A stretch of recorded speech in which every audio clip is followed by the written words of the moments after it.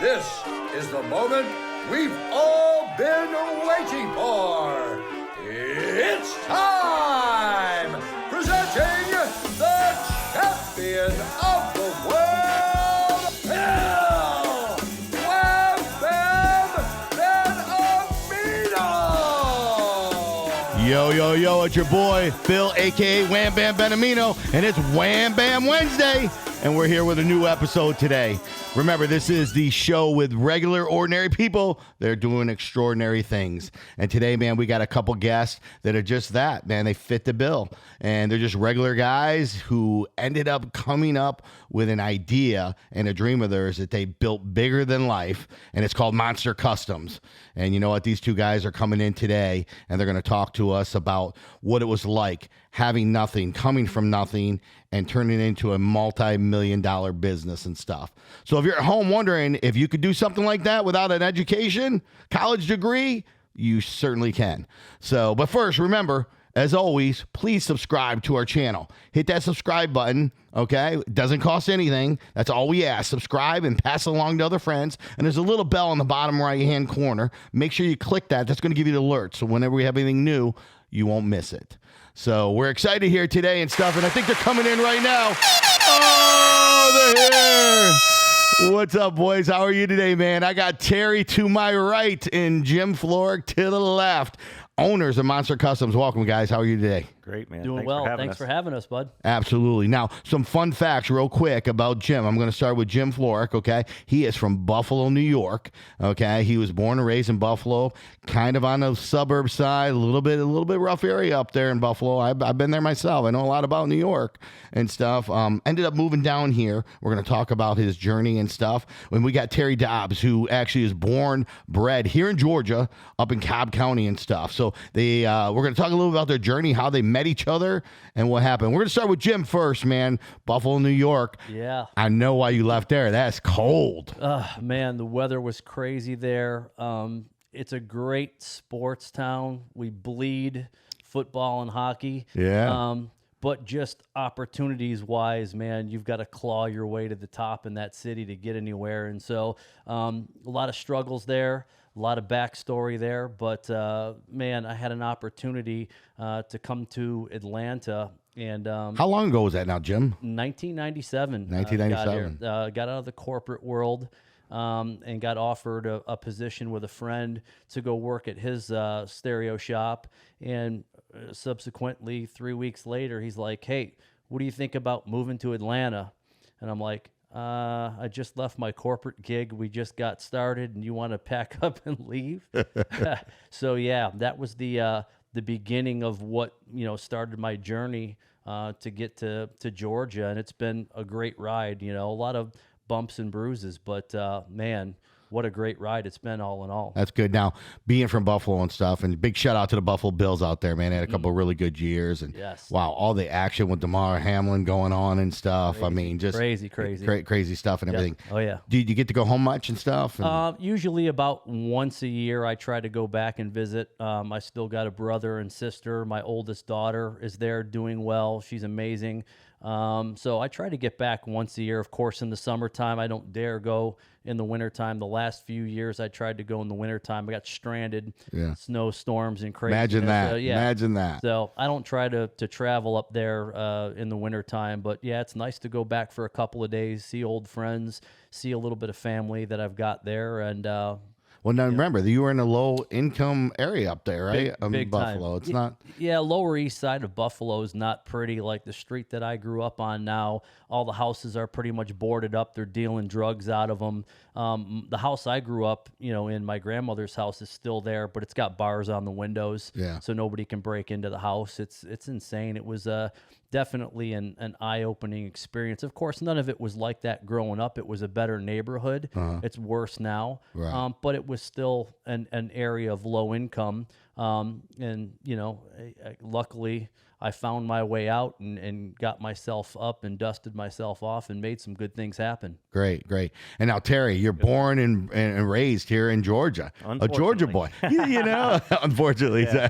Everybody's all excited about Atlanta all the time. I guess I'm spoiled because I've been here, so you take for granted everything the state has to offer. Right. You know, until you get out of Georgia, and they're like, man, wow, we really do have it good here in Yeah, Atlanta. but you had to have seen so much growth. Absolutely. Because I've seen it. Just the time I've been down here, it's been ridiculous and stuff. Absolutely. Now you're over in Cobb County and stuff, so now you Correct. got the Braves over there, the stadiums over there. So you got a lot going on that's changed over the years. Yeah, and stuff. man. From when I grew up right around where Barrett Parkway used to just be like a little 2-lane road. So going to the mall, there was like back roads you had to cut everywhere. You couldn't have that straight shot like it is now. So, you know, there was a Home Depot and everything back when I was younger. A tornado came through, wiped all the trees out, and the next thing you know, they started building. So it's been crazy to still drive the same streets from when I was a kid to now and see the difference. So, you know, let's talk about, you said when you were a kid, you know, let's talk about when bringing you guys back to when you guys were kids and stuff. What were some of your goals, man? Terry, I'm going to start with you. You know, as a kid growing up, like what was it? What was your passion? What was it that you wanted to, first of all, I guess we should tell the viewers real quick, what is Monster Customs? You know, tell the viewers exactly what Monster Customs is. Yeah, Monster Customs is basically his and I's dream of, you know, we've had so many clients over the year from working at different shops that we wanted to be able to, I guess we both learned from different shops like what not to do and what we liked and how that manager or owner ran the business. And, you know, if we got along with it. And so our goal was to build a company that we treated everybody, you know, like royalty. And then our employees liked working for us and, you know, all the things that we can combine knowledge-wise to make the ultimate one-stop shop. Now, Jim, tell the listeners too all the services and stuff that you guys do at Monster Customs. Real quick. Wow, it's unlimited. So car stereo for anything that you can imagine: boats, golf carts, motorcycles, trucks, cars, lift kits, wheels, tires, truck accessories, window tinting, interiors, leather kits. If you've got cloth in your car and you want to change it to leather, we can do custom leather. We do a ton of Jeep upgrades, lighting, just to name a few. I mean, all the different things to make a car look a little bit different. So many things that you can do to a vehicle, and we try to encompass most of that in our services so that we truly have a one-stop shop. That's awesome. Now, again, getting back to the first question, I said, what was your passion growing up? Was that something you had on your mind? Like, were cars something you guys were passionate about? I grew up around cars. My dad was a mechanic his whole life. So, you know, from the moment I was born, I was in a hot rod, you know, every time. So, I mean, he went, and we were a Mopar family. So, I mean, I grew up with nothing but Dodges around me. So that's kind of what got instilled into me my whole life. And that's why I'm a Mopar guy now. But, my dad was down there. And unfortunately, my brother was the mechanic guy. I wanted a stereo. So, when I was young, my older cousin had a big, huge sound system in a mini truck. And I just thought he was the coolest guy in the world. So I loved stereos. And that's kind of what drew me at the point when I was 19 years old to take a job at a stereo shop. You know, just because of what he had, I wanted that same, you know, thrill that he gave me when I sat in his truck. So you started out in the stereo shop, just working as, you know, an audio guy. Correct. Well, I do nothing. I mean, I knew I was a weekend warrior, you know, could, you know, butt tie some speaker wires together, trying to do it myself. But I just went in there as a sponge and learned everything I could, worked in the shop, worked in the sales, and just sponged everything I could. You know, I didn't go to any classes, just wanted it, you know. What about you, Jim? Did you grow up in a car world as well, or is that just something kind of happened you fell into? So growing up in the 70s in Buffalo was a trip. You know, my dad was a biker, always into some weird stuff. You know, it was crazy. The muscle car era was around. So in the backyard, he had a Triumph 70s Triumph chopper back there. And as soon as I was able to walk, he'd have tools in my hand, have me out there with him. He'd be out in the yard putting mag wheels on his 7442.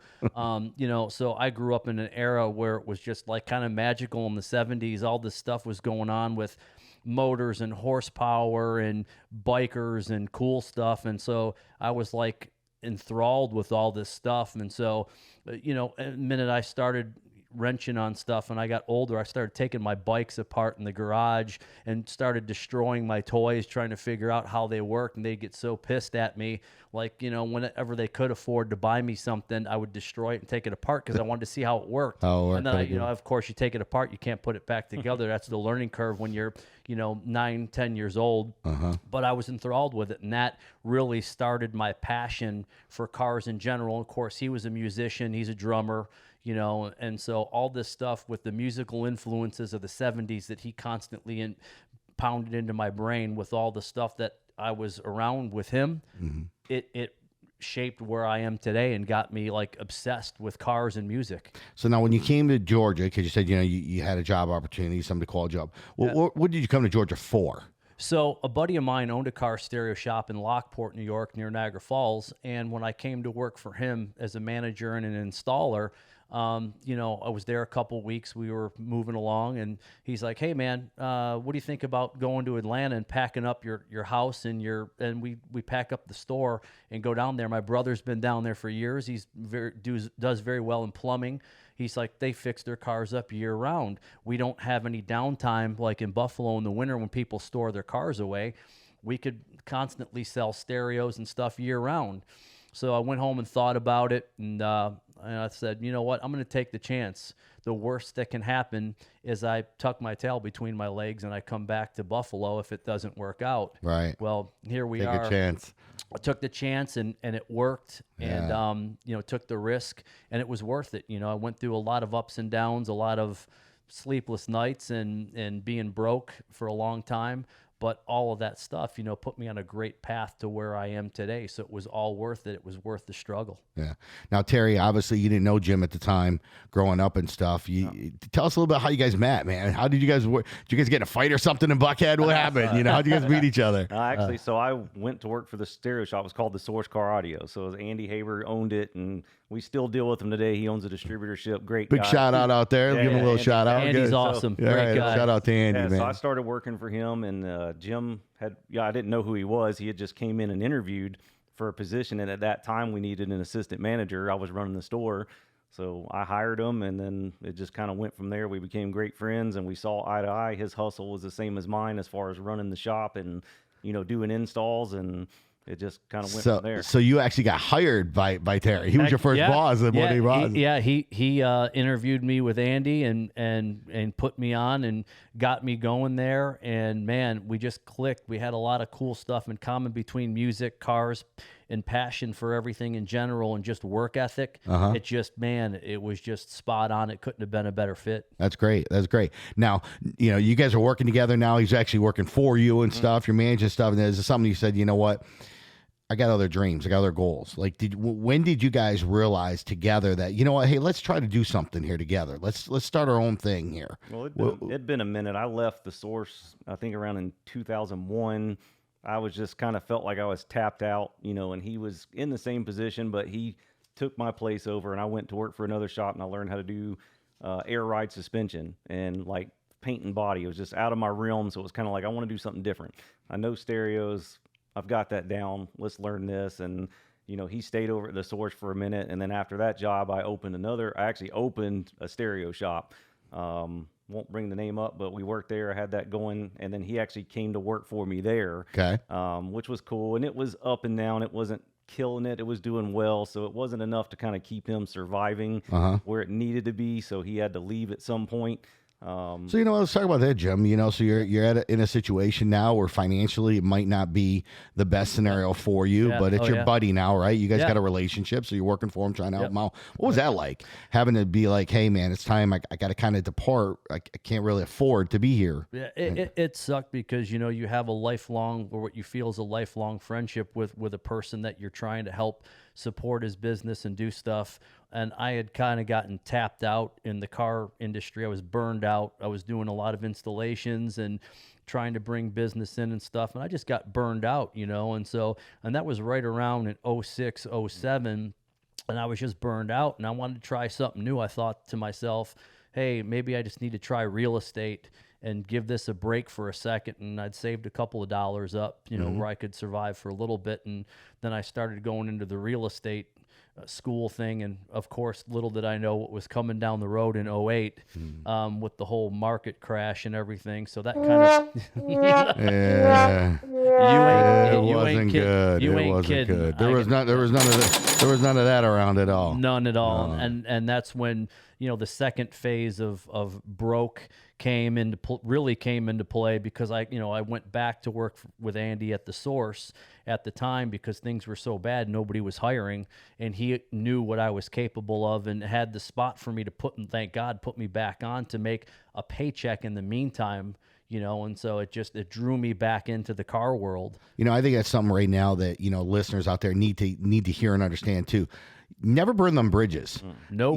And being a business owner myself, I have employees that have worked through me for the years. I have some that have been with me 20 years, and stuff. And then I have some that have moved on. Yeah. But I always tell them, we always give them a little, going away party. We throw them a cake and we say good luck, because you never want to stop somebody from trying to do better in their life. No. But as an employee, you got to also make sure that you don't burn those bridges with your bosses out there, folks, because you never know. They always say, don't laugh at those when you're on your way up, because you never know when you're going to pass them again on the way down. Correct. And stuff. And that's something that I think, it's good practice. You were able to go back to Andy. You kept a great relationship there with him.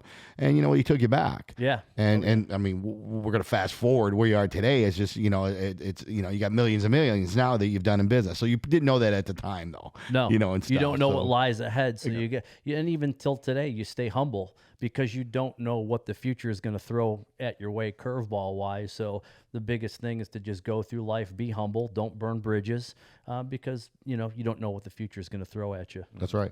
Now, Terry, being in a partnership, obviously, Jim had worked for you in the past and stuff. Now he's no longer working with you again and stuff. Tell us a little bit about, from that point, like what happened where Monster Customs was actually created. Correct. So basically, at the time he had left, again, business was slow, and then we had just moved up to a bigger location right up the street. 2008 hit, and of course, in our industry, we're not a necessity. Nobody needs a stereo or headrest TVs or anything. So not today. Today, a lot of kids. So it was kind of my business partners at the time were my in-laws. So we went through some ups and downs of what they thought we should be doing, and I knew, hey, we need to change with the times. Let's look at new products that are out. Let's maybe downsize inventory. Let's try to find ways to make income outside of what's not doing something. So we just butted heads. That went on for a few years, and in 2010, I just walked away. It just wasn't working. I was miserable, totally stressed out, and he and I always stayed in touch. He knew what was going on. And I just, I walked away on a whim. I think I had $600 in my name, and I put a down payment across the street in they weren't storage bins, but they were like attic storage. Attic storage. Yeah. So it was like you had an office, a bathroom, and a bay. And I was like, and I told him, I was like, dude, I'm going to just try something. I sold a vehicle. I bought a 6x10 trailer, and I had a truck already, an old F-150 that I was using. I was like, I'm going to try to do mobile. I need to put a roof over my head. And, within those time frames I actually went through a divorce. So even though they were my in-laws, we didn't get divorced because of what happened with the business. We just weren't in love. Sure. It was a young marriage. We stuck it out. We had a kid. She was a Band-Aid. It was great. But the stress levels just kind of eventually pulled those binds apart. Let me tell you what, that's super hard when you're trying to provide for your family too, right? Correct. And you feel as a man, you feel like, hey, it's my responsibility, my duties. Correct. I got to take care of my family, take care of my kids. It's all you ever want. Absolutely. And then when you're struggling to kind of find that happiness in that spot where you're able to, it's tough. And I'm sure it does weigh a lot of stress and stuff, on people and stuff that are out there that it happens every day. So it's understand, people got to understand, you got to recognize those things and recognize the patterns of what you need to do to change that pattern and stuff. So, having a child, that's the other thing is like, I can take care of myself. I'll sleep on the street and work at jobs if I have to, but now I got a kid. I got to keep food in her mouth. I got to keep a roof over her, and I don't want her to experience, even know what's going on. That's right. It's always been my thing as a father to protect her from knowing anything. She still has no clue why we got divorced. Like, I've never talked to her about it ever because it doesn't matter. Right. Her mom's a great mom. We just weren't in love. I'm a great father. We work together to make her life the best we can. And, it was tough. Well, when that happened, the business wasn't great. So, again, I pretty much lost everything I had. I had to file bankruptcy, so walked away from a business, divorced and bankrupt all within 6 months. That's got to be super hard, super tough. I bet you were in a real dark spot at that point in time and everything. I tell people out there, when you're having children and stuff, I mean, as a parent, all you want is your kids to have what you had more, right? Correct. That's why we do it. You want your kids to have a better. And then when you sit back and sometimes you can't, obviously, I actually raised my daughter. I had Her mother and me were not together as well. And it's like, man, I had a mom and dad that was there for me. Yeah. And unfortunately, I can't give her that. So you feel like a failure at times too. Yeah. And that's something that kind of haunts you every day, especially when you're trying to grind. You got $600. Yeah. You're going to start a mobile business now. You're going to go work for yourself. Yeah. You got to pay yourself and everything. Now, Terry, Jim, where do you come into this now during this time frame and stuff? Did he reach out to you and stuff? He told you about this mobile business? So I was working at another shop. I had left Andy's because he had sold the business, and that was kind of a whole nother thing where he had to do what he had to do to sell the business and focus on another business that he had going. And the kid that took over the place that from Andy ran it into the ground within a couple of months and ran me dry, causing me to have to go into bankruptcy. So luckily I was able to find, I lost my house and some other stuff, but I was able to find another job running another store, car audio place in Marietta that worked out good and provided decent income for me. And in the meantime, he was grooming what we first started out as he named it Monster Mobile Audio, which was going to be the mobile side of things. And we were in touch as to how, we would collaborate down the road, and I would eventually join up with him and we could make things happen because he had a great network of people and clients. I had that. And if you combine the two, we had a winning combination of just many years and clients in the business. So once he got up and running and got it started, I took the leap of faith. I was scared as hell. I was like, man, I always wanted to be a business owner. It's in my blood. However, you get in that comfort zone, like, hey, I'm making X amount a week. I can at least afford my bills. Now we're going into the unknown. Let's see what happens here. What's either going to be feast or famine. But at that point, I had been through everything. I'd already gone through the bankruptcy. What's the worst that can happen? I'm already in bankruptcy. Let's take a leap of faith and let's see if we can put our heads together and kick ass. And that's when we started to join forces. And I eventually got over with him, and we just started brainstorming, calling our clients that we had from the past, and we started building something big and got our first big client, which was actually Opera Nightclub. One of my buddies had us had us build them a party bus with TVs in the window. So that was our first big job that we got in that little nice 2-car Remember garage. Opera down there? Yeah, that was a big deal. Yeah, big deal. that was our first break on getting a big custom job, and that kind of jump started and helped us. So, you think about this, two guys, good friends, love each other, right? At this point in time and stuff, but you're both going through your own heartaches. I mean, both file bankrupt, no money. And you just decide, hey, you know what? We're going to take a shot at this. Got nothing to lose, everything to gain. Correct. And stuff at that point, but that you got the knowledge. Hey, this is something I can do. There is a little bit of a need. But in the end, being an owner is different. I say this all the time. There's a lot of business owners out there. For example, a guy could own a restaurant. He's a great chef. He knows a crap about a kitchen. He can cook some great food, but might not be the smartest businessman. Correct. When it comes to handling the financials and all the other stuff. A mechanic, owns an automotive place, could, fix any car that you bring in there, but not be the greatest business person financially and stuff. So there's a big mix there. You got to juggle both ends and Absolutely. stuff. Now, how did you guys separate, the duties and stuff as you continue to grow? Now, I know you started mobile and everything, but obviously when you began to grow and into, a location and stuff, like whose job was the money? Whose job was the brain? Like, how did you guys balance everything out? I kind of always have been like a financial type computer person. So I just kind of took that on as, I do the business license. It's still to this day that we split perfectly even. Like, he's a hustler. Like, he's out there, he's meeting people. I'm not I'm more of a hermit crab. I like being at home with my family and spending time with them. I'm not out in the route, going to Atlanta all the time. So we've always just it's grown further to that. So I take care of, the bills and the financials, the business license, the taxes. I mean, I do his taxes. So it sounds like you got a good mix then. So you handle the financial stuff and you handle the business stuff. Yeah, he takes care of the behind the scenes important stuff that keeps us on track and knows where we stand every month. And then, I throw my magic in there with going out and networking, trying to promote it in other ways and grow the business and bring it in. So we each bring something unique to the table. That 50-50 mixture just works perfectly, and we can tackle everything as a team. It works out great. That's great. When did you guys finally get your first location where you said, you know what, let's start a location where the mobile thing's going good, we're getting business, we're making a little bit of money, you're reinvesting your money, you're still living the same way you were. You didn't go out when you first made your first $5,000 or $10,000.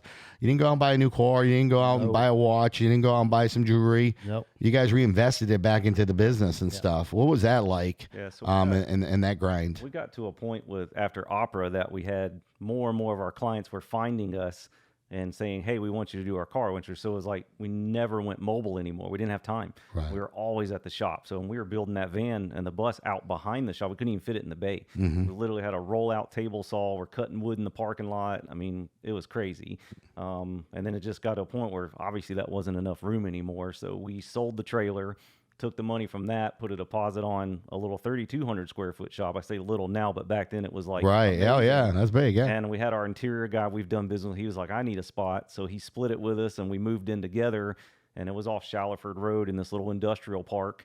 And we just kept growing from there. More and more people would hear about us and they would refer people. And then, you know, I think it was within a year we had to break the lease on that to get the shop we're in now because we Hey, we got to take a minute here. We got to thank our sponsors. We want to thank Cost Plus Processing. They are the #1 merchant processor out there in the country. So if you're a business owner and you're paying credit card fees, make sure you call Cost Plus Processing at 1-855-391-9190. That's 1-855-391-9190. Mention this podcast and get a gift. All right, so let's get back into the show here. So, man, I'm here again with Jim and Terry, owners, founders, creators of Monster Customs, which is the high-end, and I say high-end because they do everything. We're going to talk a minute about how they became. You saw how they, both were two men, filed bankrupt, had some tough challenges in life, but kept their dreams going, growing into a location. Started out at we were at 3,200 square feet, and then all of a sudden, boom, things start getting bigger. If I'm not mistaken, at this point in time, obviously you get a location, people are reaching out for you stuff. You start getting a few celebrities, some big names. I think there was Ludacris came by. Yeah. Oh, yeah. Shaq came in and stuff. Oh, yeah. What was that like, man, when you get that first call from somebody big? I know now it's real common. It happens all the time. But let's talk about can you remember back when it first happened, Jim? Super cool because, you don't, it's hard that you don't get starstruck very often. But when you meet these people and they're so humble and cool to talk to, you realize that they're human like everybody else. Amen, brother. Amen. It's super cool to meet these people that are humble, that understand what you're doing as a business person and as you're growing a name brand. So just to meet humble people like Luda and stuff like that, and I still talk to him from time to time. I was actually at his house about 3-4 weeks ago, checking out his vehicle for a few things. Just super humble, nice guy. Same with Shaq. Shaq's like awesome. He's like the biggest 12-year-old ever. He loves to have fun. He'll come over, hang out. We've done some commercial shoots and stuff with him, some stuff that he does. But hold on, wait a second. Let's talk about the work you did for him in his car. You had to take like the back seat out. Didn't you, to make it longer for him? I mean, he's so huge. Yeah, like he had a Ferrari that we did a stereo system in, and then he had a custom Hellcat Challenger convertible. Like you don't ever see those. You hear the Hellcats out there, all those Hellcat fans. Yeah.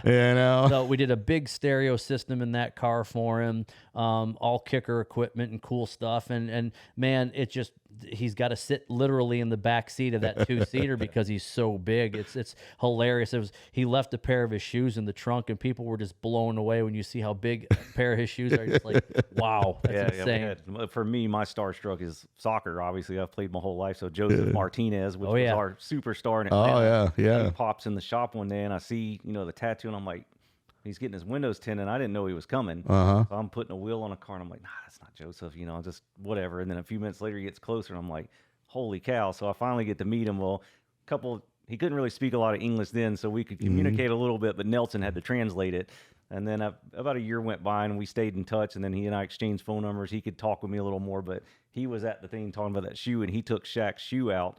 literally put it on his belt line, and it was underneath his chin. Oh. So, I mean, it was that big, and he was just blown away because, you know, he's never been around, you know, he's from Venezuela. He's never seen a shoe that big. So Right. it was hilarious. He took a picture with the shoe and stuff like that. So we've had some cool, we had Cam Newton. Yeah. Cam. Super nice guy. You know, I know he's been in the raps a million times, and I've said it. He's like the nicest guy you'll ever meet. Another one's Brat, too, the rapper, Brat. the Brat. She is Absolutely. awesome. One of our good clients, our favorites. Actually, I had it in here in episode 2. We had a mind doctor in here, and he actually worked with the Brat as well, Yeah, he's and awesome. stuff and everything. But you know, obviously, at this point in time, your journey, Monster Customs been open and alive for how long now?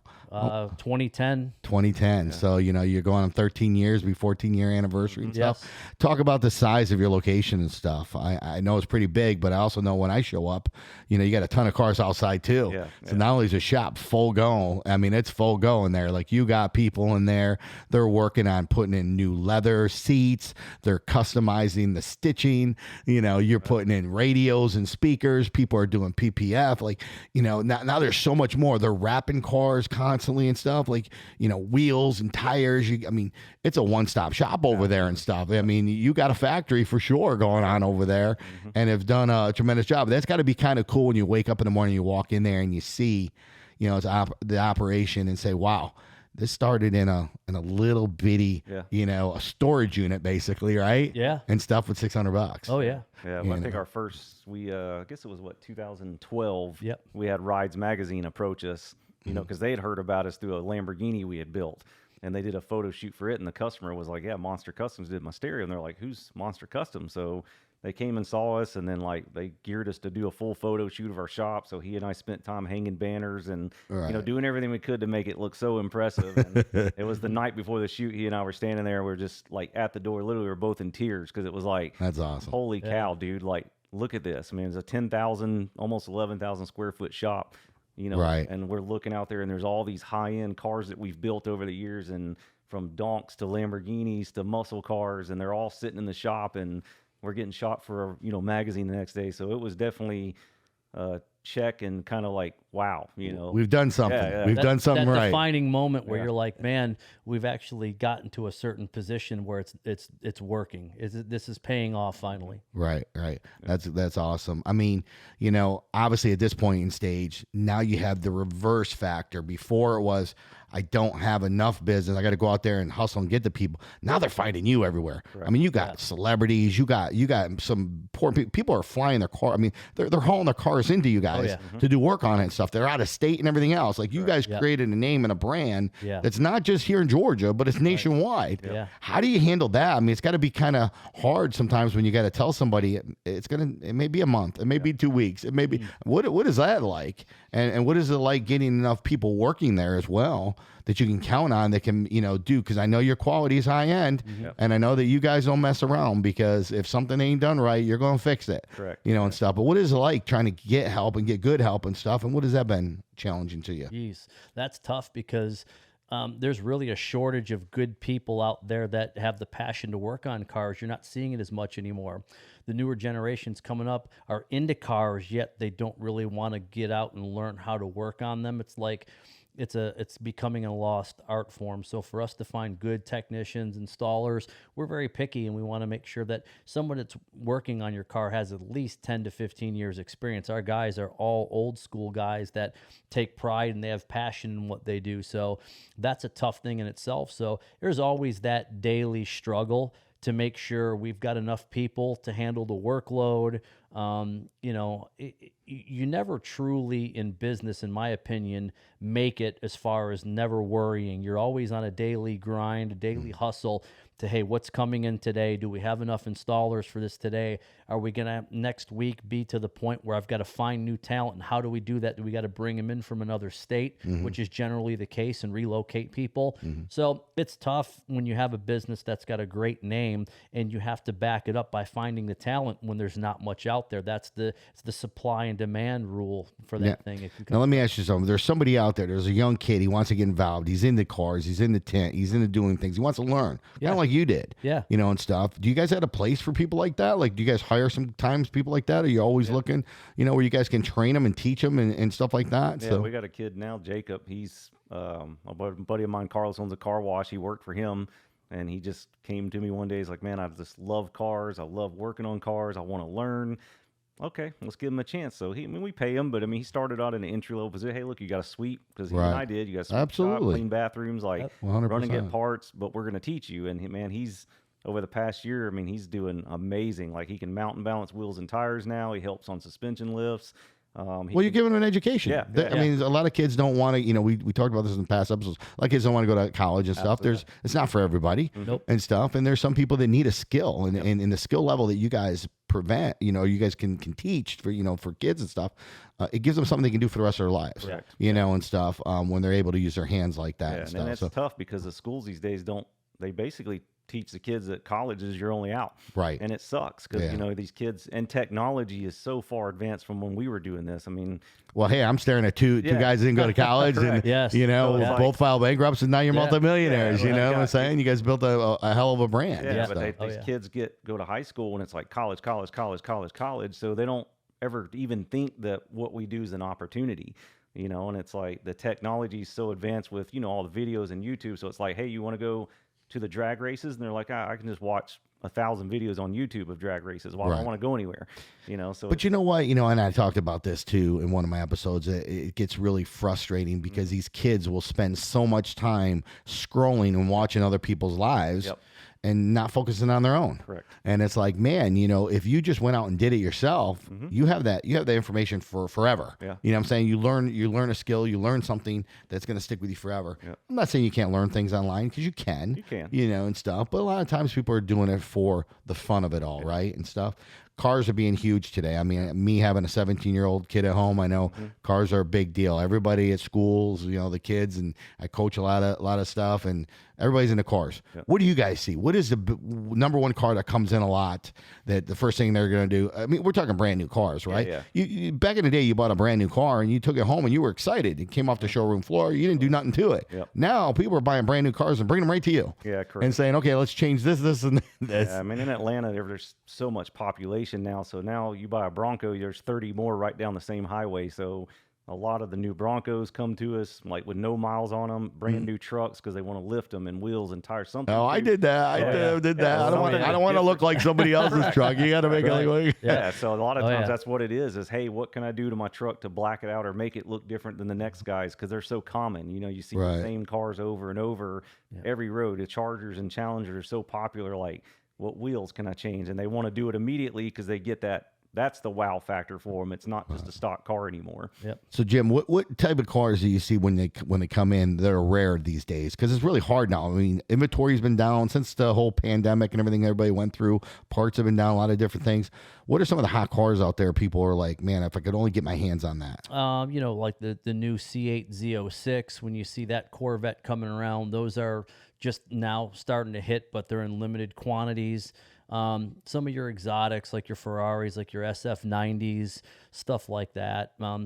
There's a lot of different vehicles out there now. The market's kind of up because the manufacturers have scaled back a little bit on production, which I get it, because it drives the demand crazier and it puts the pricing through the roof. Mm-hmm. So, but yeah, stuff like the Z06s that you can't get your hands on predominantly.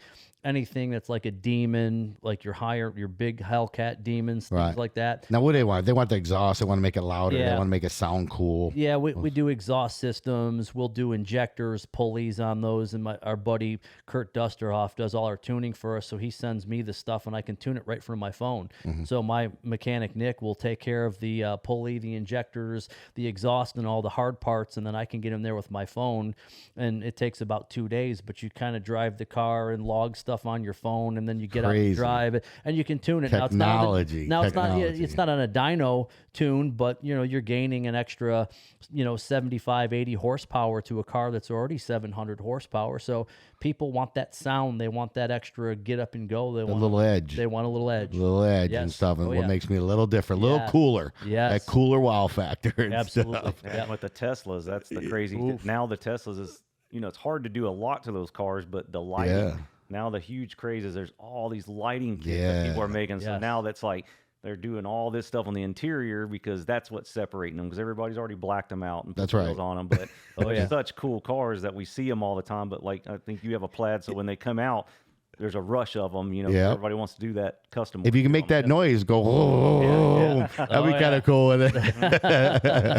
But That's epic. it is. Now, you know what, you guys, obviously you've done some great things. You've built your brand, you built your business. You see millions coming through the doors, yearly and stuff, but I still know that both of you guys hustle. You got a lot of Jim, especially, you got a little side hustle and stuff. Yes. You're always out there buying and selling, Yes. whether it's cars, whether it's watches, Yep. whether it's, tell us a little about that, Jim. What makes you do that? It's the passion that when you really get into something that's a hobby, obviously with cars, with the business, I have a lot of great people in my network, so I'm able to buy and sell a lot of high-end cars, muscle cars, watches. My high net worth clients want nice watches, so I deal with a lot. And listen, of, that's hard. Like getting Rolexes now, you can't go out. You can't go to a Rolex. You go out in a Rolex store and you walk in there. They don't even have They don't even have watches for sale. Yeah, ain't nothing there. Luckily, I have a lot of good connections in my network where I can get brand new ones. They're, instead of waiting 2 years, I can get you the Rolex that you want right away. Nice. So it's nice. I like dealing with luxury items. I didn't grow up in a luxury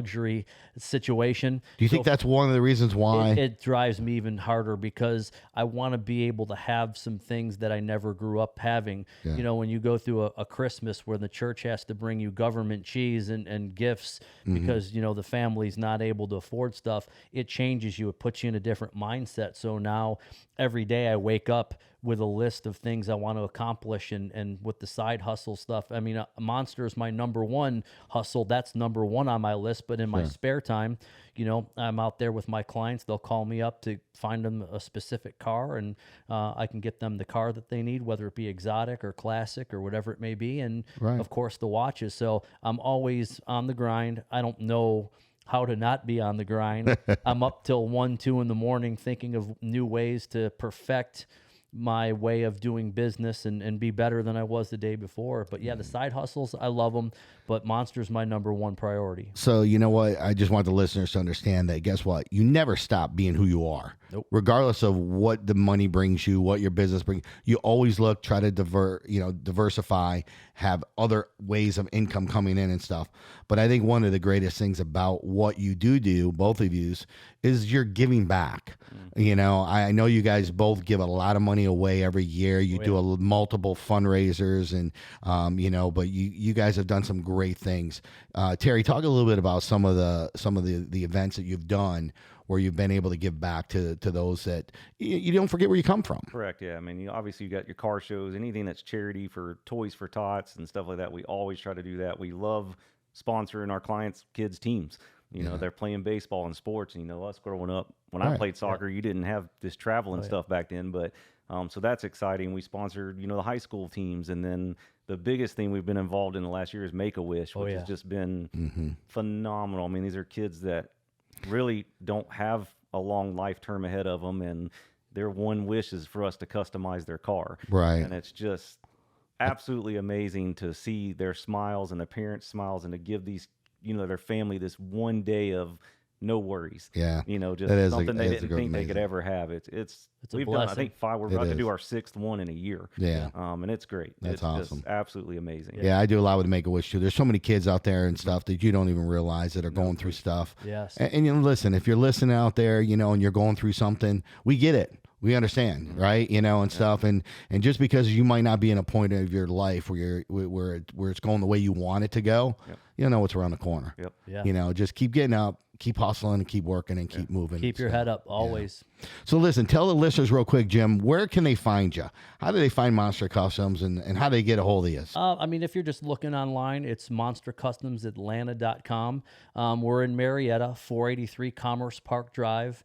You can give us a call at 770-420-0002. Obviously, we're on Facebook, big on social media at Monster Customs, and then Monster Customs ATL on Instagram. We're always posting up cool pictures and videos of the stuff that we're working on.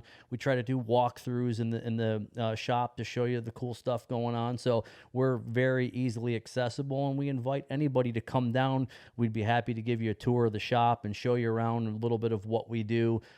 That's part of our thing, is just being humble and showing people around, because it's nice to see where your car is going. You bring a nice vehicle, I don't care what you drive. It could be a Civic, or it could be a Lamborghini. We want you to see the operation and where your car is going and in the back. And so we love giving people tours of the shop and showing them around what they're getting for their money. That's great. You know what, Terry, one of the things, tell some listeners out there, not everybody should kill a deal. Not everybody's Cam Newton. Not everybody has the kind of money that they may dump on a car and stuff. But explain it to the listener. Is there a place for them too? Are there different ways where they can get some upgrades done that's, that the regular person like us can afford? Absolutely. And we treat them the same as we do Cam Newton. They get the same tour. They can go back in the shop just like him or anybody else. And there's so many products on the market that we represent. So our biggest thing is, we're not your typical retail store where it's like, hey, pick from these things and this is all you get. We sit down with you. We talk to you about your budget and what you're trying to accomplish. And we want to educate them. So they might come in thinking, I need better speakers because I want more bass. And it's like, no, look, let's do bass first for your budget, and then let's go back and do speakers later. That way you get the most bang for your dollar. So we try to educate them and make them feel special about the money they're spending, whether it's a $300 head unit, because the kid could work at McDonald's and it killed himself to get that $300 head unit just as hard as an NFL player did on the field. That's right. It doesn't make a difference. That's right. It doesn't Love matter. that. Love that. And that's so true. Just kind of wrapping things up here and stuff. I just want to ask you guys, obviously, back in the day, you looked at each other, you're working out of a mobile unit and stuff. And now, you go into this 15,000 square foot arena and stuff. You're dealing with celebrities. You got money flowing. You're doing other things. You guys are kind of celebrities as well, and stuff. How does that affect your life, and how does it make you feel? Man, it's tough because I don't think we look at ourselves as celebrities. We're just very humble and thankful to be where we're at. We've worked so hard to get to this point that we're just thankful. We want to stay humble. We'll never forget where we came from. The amount of money shouldn't change you, and we're never going to be at that point where we're comfortable. We can make a living for ourselves and our families, but humble. Stay humble. Help other people along the way. If they have dreams and visions, we're always here like as a positive role model, Coach. We want other people to do well. You know what I mean? So, yeah. Amen.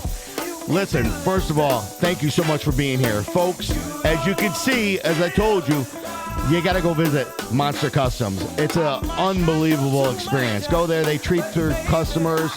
Just go in and check it out. They can do anything that you want done to your car. They can figure it out. Trust me. Oh, yeah. So, hey, again, thanks for being so humble. Thanks for being the guys you are. Thanks for giving back. Thanks for being here, man. Really appreciate all you guys do. Thank you for having us. Thank you. We're out, baby. Wham Bam Wednesday, next Wednesday. Don't forget to subscribe to our YouTube channel and follow these guys as well. Check them out. Check out their Facebooks and everything else going on.